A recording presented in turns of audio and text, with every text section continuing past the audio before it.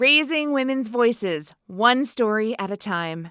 Welcome to the She Said Project podcast.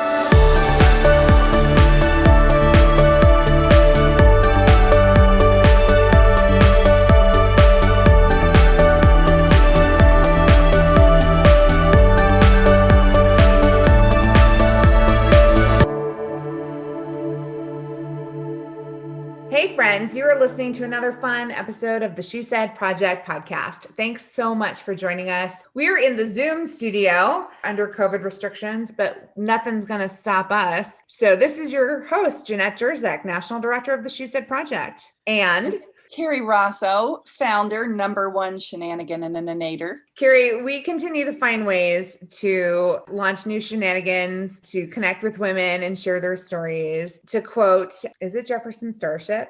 Nothing's going to stop us now. There's no better time to connect with some of the women who got in right under the wire of our last live performance in Champaign, Illinois. We had a show, it was February 22nd, 2020, and every single one of our listeners can remember where they were at the end of February, beginning of March, because that was before the bleep hit the fan. I bleeped for you, friends. So who's with us today, Kerry? Oh my gosh, Kelly Ryan. Let me just start at the end and go backwards. So Kelly Ryan is here, who I have loved and stalked from afar forever. And we had her on a few little things. And then I just kept getting closer and closer until I was basically smelling her hair and like, please come be on this show. Please come be on this show. Kerry, you're careful. They're going to come and take you away if you confess. No, they aren't. No, they aren't. I just won't wear a mask. Nobody's coming up to my door. They aren't. There are silver linings to this shit show. Anyway, Kelly Ryan, and she sort of embodied everything that we want to be in the show. She was all the things. She was funny. She had those awe moments, and she was such a force in the sisterhood of her cast. She made everybody laugh. You know, I always love somebody who can throw inappropriate humor in when it gets a little too serious. And that was Kelly. I was like, my job here is done. Well, let's see if she can bring some of that fun for us today. Kelly, are you with us in the Zoom studio? I am. And for the record, this is the first time I've worn mascara, and it's like the 9-month-old mascara that was in my bathroom in March. So if you start seeing like pus or ooze or something come out, just make a little gesture and I'll turn the video off. It'll be fine. But I'm here. So you got to go through the journey of writing a story and sharing something from your life's experience and working with the other women in your show. And, you know, you got the live experience of being on stage in front of, 1,100 of your closest friends. What was that like for you? I only peed a little bit, but only for the first couple of minutes. And then it was okay. And Michelle went first, and I adore her. Like, to this day, I adore her. So she sat down and she looked at me and she's like, it is not that bad. Once you get started, you'll be okay. I'm like, okay, I'm ready. I can do this. But it was actually really fun. It was a lot less intimidating once you get started, because there's a big difference between saying it in front of the same 10 women all the time who have heard it, who I love them all, but they're like, we know what happens. We've heard this. We've practiced a million times. So for people to hear it with fresh ears and to laugh at the parts that you're supposed to be laughing at, it was fun. It was a lot of fun. And I remember specifically during rehearsals, funny things would go down or someone would talk about something inside their story, and you would be the first to go, save it for the podcast. This is it. This is your podcast. So I know, but this is all I had. Like, I gave it all on stage. I got nothing left. You got nothing left. Y'all are going to have to edit some jokes or a laugh track or something in here because I have nothing left to give you. Well, that's perfect opportunity. Why don't we go ahead and edit in your story from that night so that our awesome audience can join in the fun with us. This is from That's What She Said live on stage, February 2020. Kelly Ryan and her story, off to a rocky start.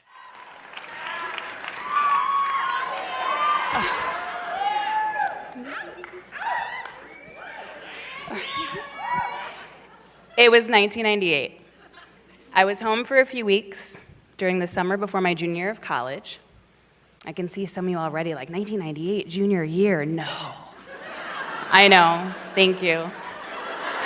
Moisturizer. So Katie, my best friend, had come over to hang out, and we were gonna do whatever it is that we did back then. And she walked in and she said, Brian and Neil are gonna come over and swim. Cool. Brian was her boyfriend at the time, and Neil was a friend of his. I had met Neil a couple weeks before at a diner, and our first encounter involved us sitting on the same side of a booth, where he quickly learned that, one, I hit people when I get excited, and two, I hate same-siders. Like the people that sit on the same side of the booth and they leave a totally empty bench on the other side. I don't get it. Like, do you turn and eat while you're talking? It makes me uncomfortable. Anyway, we had met. So the guys get to my house, they're swimming in the pool, and Katie and I are super cool and just sitting on the deck. I'm pretty sure I used baby oil as a tanning lotion that day. We were most definitely smoking cigarettes, though, because we were into all the cancers. My parents were out of town, and Brian asked if we had plans that night. So I said that my neighbor across the street was working at the beer tent of a local church picnic. And he said that if I didn't drive, he would serve me. So they agreed they would come with. The guys were 21. And I still see some of you out there doing some math on your fingers. And I really want to give you a hint, but I'm just going to let you figure it out on your own. So we go to the church picnic. No, we don't. First, Neil says. Neil says, after that, you're going to Rocky Horror Picture Show with me. Right. Does everybody know Rocky Horror? Okay, so old people know Rocky Horror. Do young people know Rocky Horror? No. So it's this cult classic from the 70s. It's a comedy. It's a horror. It's a musical. It's a comedy horror musical. But it becomes this big performance, and people dress up and they throw things at the screen, and there's props. It's interactive. It's a thing. It's an experience. So at this point, I was like, wait, am I going on a date with Neil? Because that was a weird way to ask. And he didn't really ask, he just kind of told me. And I'm the one who does the telling. So I get nervous. Then we go to the church picnic. Have a couple of beers, nothing crazy at all. And then we decide to go to a bowling alley restaurant called Giorgio's. It's a restaurant in a bowling alley. I know, super classy. But to be fair, Old Orchard has good pizza. Right? Spicy sleeper, am I right? But I'm still super nervous, and I couldn't eat my dinner. And then Katie and Brian tell us that they're not coming with us. Hello? I know. So I'm still freaking out about whether or not this is a date with this guy, and then I find out that we're going by ourselves. And the show's in Chicago, and we're in Joliet. So that's like 45 minutes. That's serious car conversation. So we leave Giorgio's, and Neil says we need to go back to my house to get some props. Okay. The show's interactive, right? So we get some playing cards, toast, like bread that we put in the toaster, a newspaper, and then he asked if we had rubber gloves, and I was like, we're good, we have enough, we're okay, we can stop here. But there's scenes in the movie where audience members throw things at the screen. You'd probably get kicked out of the Savoy 16 for that now, but I'll play along. So we drive up to Chicago. We're having a great time. I'm funny, he's funny, it's going really well. So I look over at this blue-eyed guy with his mullet. Yeah. With his Hawaiian shirt. And he smells like Marlboro Lights and Old Spice. But the stick deodorant, not the aftershave. Yeah. And I straight up ask him, because this is how I do, is this a date or what? And he says that it is. So we park and we walk to the theater and we're standing in line outside. Let's just recap real quick though. So we were outside in the sun by the pool all afternoon. We had a couple of beers at the church picnic, and I was too nervous to eat anything. Y'all with me so far? Okay. So we're standing in line outside the theater, and I'm trying really hard to listen to Neil talk. But I'm feeling a little woozy. So the next thing you know, I'm on my back, on the ground. And Neil is standing over me with this panicked look on his face. Holy shit, I just passed out. I get up and I am beyond mortified. I was like, no, oh my gosh, isn't that weird? I'm so fine. It's totally fine. I'm good. I'm good. But then I wake up to blackness because I passed out again. But this time I landed on my face. Yeah. So now I get up. I have scrapes on my forehead, on my knees, and Neil is like, what is happening with this girl right now? And a really nice guy had run to the liquor store down the street, and he brings back a Gatorade talking about my electrolytes, and it's gonna make everything better. And it was the 90s, so we took things from strangers back then. So we sit down on a bench, and I'm sipping my Gatorade and replenishing my electrolytes, and there it is. A big old ambulance pulls up in front of the theater. Paramedics jump out. We heard there's a girl who passed out and wouldn't get up. Okay, first of all, clearly I got up. I'm drinking my Gatorade. Second of all, my parents are out of town. I'm in Chicago with a guy they don't know. And if I get in that ambulance, they're gonna find out and kill me. So I order this guy that I'm on a first date with to go send the paramedics away. I know, it's going so well. We still go into the theater. You guys, we brought toast. And it can't get any worse, right? Right? So we walk in, and there's my cousin Lauren. And I haven't seen her in years. So we freak out and we're hugging. I'm like, so good to see you. Were you the girl that passed out that they called an ambulance on? Yeah, that was me. She's like, have you ever been here before? No, it's my first time. You're a virgin? What? She goes, I'm really good friends with the MC. I'm gonna go tell him. And she runs away. Wait. What are you telling him? So the show is starting, and I'm picking gravel out of my forehead.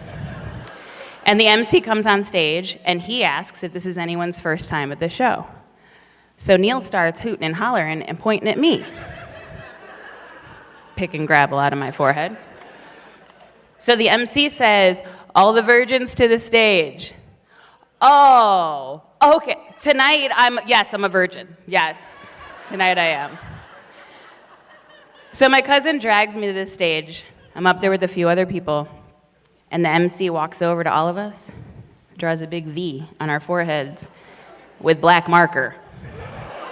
Like, right over all the scrapes and blood and gravel. And then he has us do the pelvic thrust on stage. Yeah. Does everybody know the pelvic thrust? Yeah. Should we just show you the pelvic thrust? Get up. No, everybody get up. Get up. We've done this. We've practiced this. Y'all ready? So you put your hands on your hips. You pull your knees in tight. Look at Barbara sitting over there not doing the pelvic thrust. And then you do the pelvic thrust.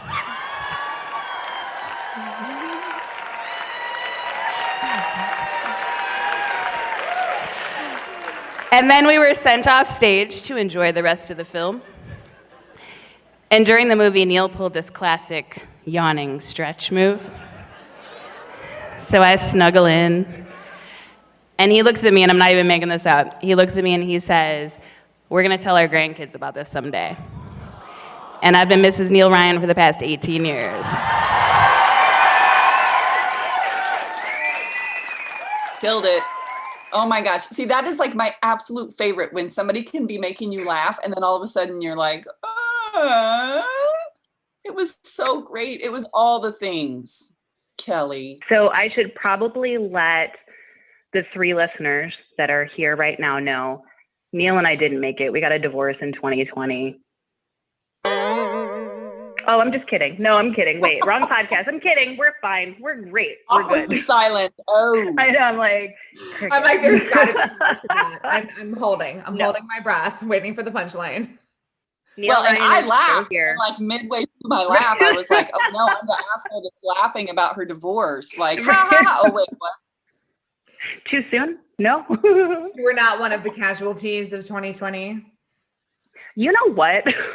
And I feel horrible because 2020 has been like a complete, like absolutely shit-tastic year for so many people.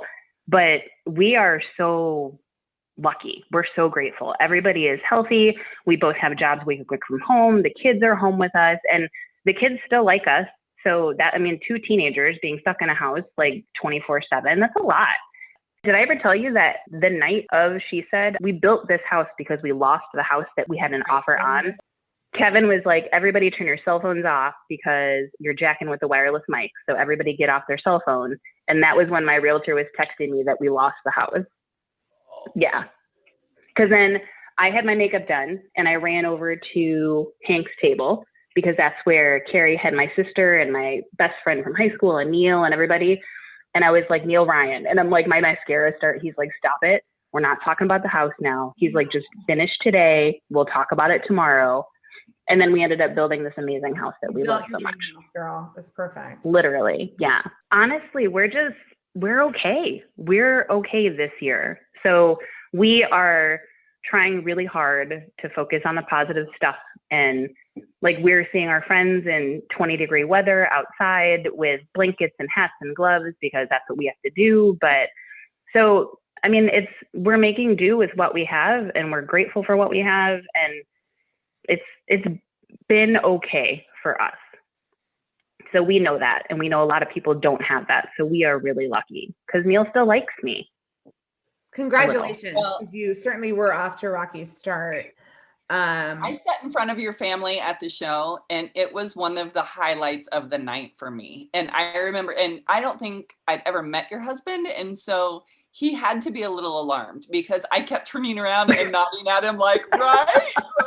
And he was like a little overzealous. You know, you got your own fan club in the front, but it was so great to see your family's reaction. Had they heard it before or was it all fresh to them that night? Neil had heard it one time before, and he was the most god-awful audience ever in the entire world because I read it to him. He didn't laugh at anything. He didn't like react to anything. I'm like, ba-ba. And I give him like this whole like gift of this talk with like bow and wrap, and he was just staring at me. And I was like, seriously, I got nothing? And he was like, well, I lived it. That wasn't a surprise. I knew it was going to happen. I'm like, you're the worst. You're the worst audience ever. And then I never practiced with him again. I'm like, thanks for your support. You suck. Well, we found some fans for you. I mean, did you hear the applause at the end of that number? Hundreds of people like laughing and cheering and clapping. Like, could you have expected something like that from, you know, that moment of your life? Well, I did pay the first 3 rows. So they were told to cheer extra loud. But part of it too, I don't know if you guys are aware, but I'm really uncomfortable with attention, and being the center of attention makes me uncomfortable and I get a little nervous. So I didn't like stay on stage for an extra long time while the clapping was happening. Like I just went back to my seat and sat down. I didn't stay up there and like bask in the glow or anything. At one point, you stopped talking and started talking to people in the audience that were responding to you. And I'm like, did I? Because I forgot. I just forgot what was happening. And I was just talking to whoever was laughing because I was so excited someone was laughing at me. You were It was so great. And I'm so glad that we have so many photos of during your piece, but also afterward and the dancing and the walking off stage, like people just laughing themselves silly. It was so great. Because who else is going to gyrate off stage? So Kelly, you turned around and informed the women who were on stage with you to stand up, because they were going to do the time warp with you right then and there. And you and I had planned this, but nobody knew that was coming. So I did tell Katie, and that was it. Kate knew because right. Yes, I needed one person that would do it, and for sure. So everybody else stared at me like I had three horns on stage, and Barbara cracked me up because she just looked right at me and she was like, no. She was like, I am far too sophisticated for your shenanigans, and this is not my time. So no, I'm sitting right here. But it was so fun. I loved it. It was just one of those iconic classic moments that we couldn't have planned for. It just played out perfectly. So thank you for taking that chance, because that, that's a scary moment to, improvise and get a bunch of women to join you in something that bold. Dry humping on stage in front of 1,100 people. I mean, sure. Who doesn't want to do that? Who hasn't? Hello? Right. It's like a rite of passage. Haven't we all? I just feel so bad that right after that show and COVID hit and everything shut down, like, you really lost out on your opportunity to be famous and have people stop you in the streets. Because I am convinced that's what would have happened if life had remained normal. So I was waiting for Comedy Central to call me, and they never did. I know.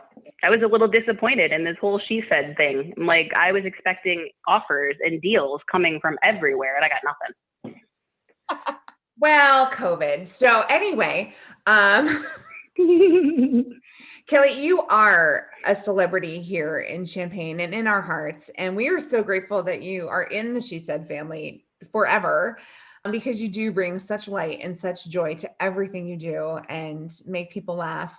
And we do appreciate you, because this has been a hard year for so many people. And I'm trying to be serious, which is really hard to do with the two of you in front of me. But we appreciate you taking the time to join us today and reminisce about that amazing, fun night. I'm so glad to hear you guys are doing well, because it is a hard year for everybody. And we're trying to keep the mission going strong of connecting with women and sharing women's stories. And like you said, whenever we connect with a woman, there's the story, but then there's the story behind the story. And that's why we launched the podcast. So this is what I'm saying. Shit starts off bad. You get a rocky start, but then everything happens for a reason. I love it. We're where we're supposed to be. Save it for the podcast. We do. We love hearing from the women, because there's always another side to the story that we get to explore. So thanks to our friends and fans for joining us and listening, all three of you. And we'll catch you next time on the She Said Project podcast. Thank you for listening to the She Said Project podcast in partnership with Illinois Public Media. All materials contained in the podcast are the exclusive property of The She Said Project and That's What She Said, LLC. For more information on our live shows, go to shesaidproject.com. This podcast was made possible with support from Carl and Health Alliance and presented by Sterling Wealth Management, empowering women to live their best lives.